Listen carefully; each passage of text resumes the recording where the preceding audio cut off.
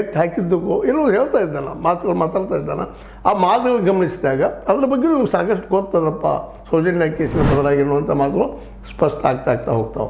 ಇದರಿಂದಾಗಿನ ಸೌಜನ್ಯ ತಾಯಿ ಕುಸುಮಾವತಿ ಅವರು ಇಲ್ಲ ಇವನನ್ನು ಎನ್ಕ್ವೈರಿ ಮಾಡಲಿ ಸೌಜನ್ಯ ಒಂದು ವಿಷಯದಲ್ಲೇ, ಸೌಜನ್ಯಳ ಹತ್ಯೆ ವಿಷಯದಲ್ಲಿ ಇವನಿಗೂ ಮಾಹಿತಿ ಅದ ಆವತ್ತಿಂದಂತೇಳಿ ಆ ಸೌಜನ್ಯಳ ಮಾಹಿತಿಯನ್ನು ಮುಚ್ಚಾಗಿಸೋಲಾಗಿ ಇವ್ರನ್ನ ರೊಕ್ಕ ಕೊಟ್ಟದ್ದು 3 ಲಕ್ಷವಷ್ಟು ಅಮೌಂಟ್ ಹೇಳ್ತಾ ಇದ್ದಾರೆ ಅವರು, ಅದು ಕೊಟ್ಟು ಹೊರಗೆ ಹಾಕಿದ್ರು ಹೋಗಂತೇಳಿದರು ಅಂಥೇಳಿ ಅನ್ನುವಂಥ ಮಾತನ್ನು ಅಲ್ಲಿ ಸ್ಪಷ್ಟಪಡಿಸ್ತಾ ಇದ್ದಾರೆ. ಅಂದ್ರೆ ಒಟ್ಟಾರೆಯಾಗಿ ಈ ಒಂದು ವಿಡಿಯೋದಿಂದಾಗಿ ಸಹಜವಾಗಿ ನಮಗೆ ಅನಿಸೋದು ಏನಪ್ಪ ಅಂತಂದ್ರೆ ಇದ್ರ ಹಿಂದಿದ್ದಂಥವ್ರು ಈ ಒಂದು ಪೀಠಾಧೀಶರು ಅನ್ನುವಂಥ ಸ್ಪಷ್ಟ ಆಗ್ತಾ ಹೋಗ್ತದೆ.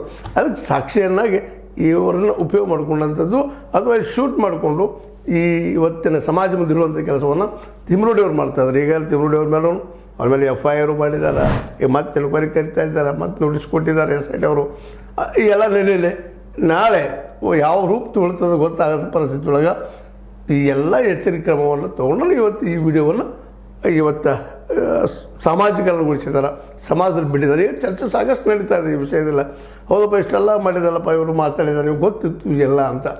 ಇದು ತಿಮ್ರೋಡಿ ಸೃಷ್ಟಿಯಲ್ಲ, ತಿಮ್ರೋಡಿಗಿಂತ ಪೂರ್ವದಲ್ಲಿ ಇದ್ದಂಥವನವ, ಅಲ್ಲಿ ವರ್ಕ್ ಮಾಡಿದಂಥವ, ಸ್ವತಃ ಅದನ್ನೆಲ್ಲ ಮಾಡಿದಂಥವ, ಸ್ವತಃ ಹೆಣಗಳನ್ನು ಹೋಗಿತ್ತು ಒಂದೇ ಕಾಯಕ್ಕೆ ಮಾಡ್ತಾ ಇದ್ದ. ಅದು ಯಾವುದೇ ಧರ್ಮದ್ದು ಯಾವ ಜಾತಿದು ಏನು ಸಂಪ್ರದಾಯ ಏನು ಗೊತ್ತಿಲ್ಲ, ಒಯ್ದು ತೆಗೆದು ಮತ್ತೆ ಮಾಡೋದು ಹೋಗೋದು ಬಂದು ಬಿಡುವಂಥ ಕೆಲಸವನ್ನು ಮಾಡ್ತಾ ಇದ್ದ ಇವ ಅನ್ನುವಂಥದ್ದು. ಹೀಗಾಗಿ ಇವಾಗೆಲ್ಲ ಮಾಹಿತಿ ಅದ ತಿಳಿಗ್ಯದ. ಇವು ಹೇಳಿದ್ದು ಈಗಾಗಲೇ ನಾನೆಲ್ಲ ಬೇರೆದವ್ರು ಮಾಡಿಸಿದ್ರು ಅಂತೇಳಿ